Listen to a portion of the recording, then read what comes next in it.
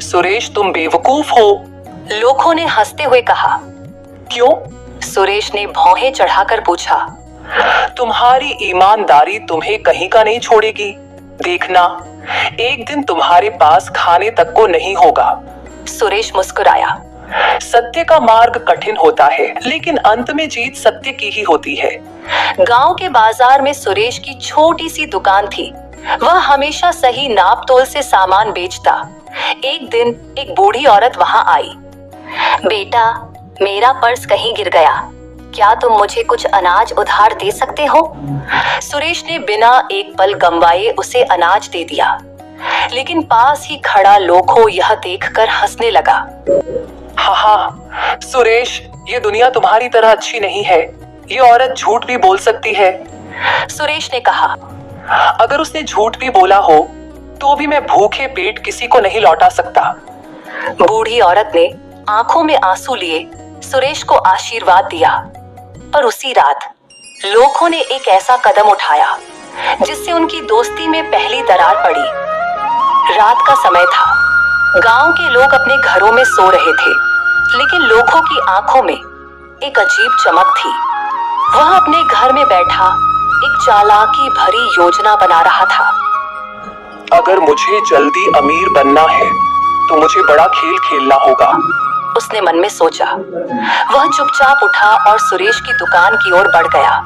वह जानता था कि सुरेश अपनी ईमानदारी के कारण कभी भी दुकान में ताले की जरूरत नहीं समझता था। धीरे से उसने दुकान का दरवाजा खोला और अंदर घुस गया। वाह, इतने पैसे और ये सारा अनाज!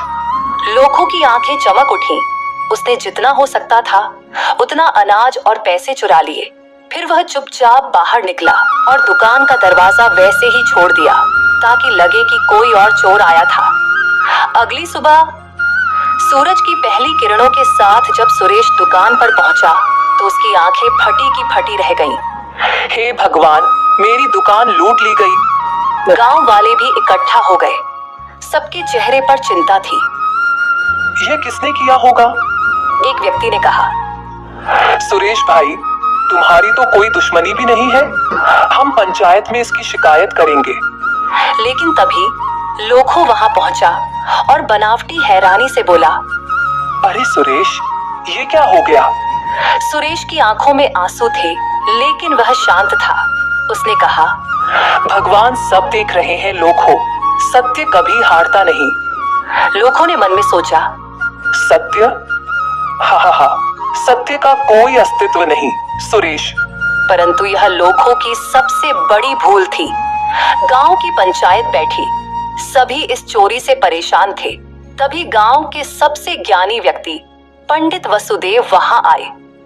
उन्होंने आंखें बंद कर गहरी सांस ली और कहा, इस गांव में एक बहुत बड़ा अन्याय हुआ है। जिस व्यक्ति ने यह चोरी की है वह सत्य से दूर जा चुका है और उसका अंत बहुत भयावह होगा।